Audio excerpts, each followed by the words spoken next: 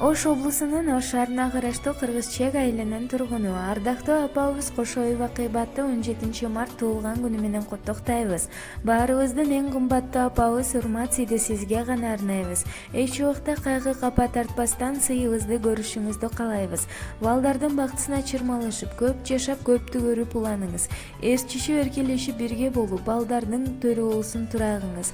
Ушул жашты Кудай кут кылып, дагы бир жаш үзөңгүсүн тээп, куттуураак жашка жетип, балдардын бак талайына курчалып аман болуңуз деп кызы Самара жана Аяш кыздары Жылдыз, Нуржамал, Чынаралар куттукташат. Апа, апа, кымбатым сен,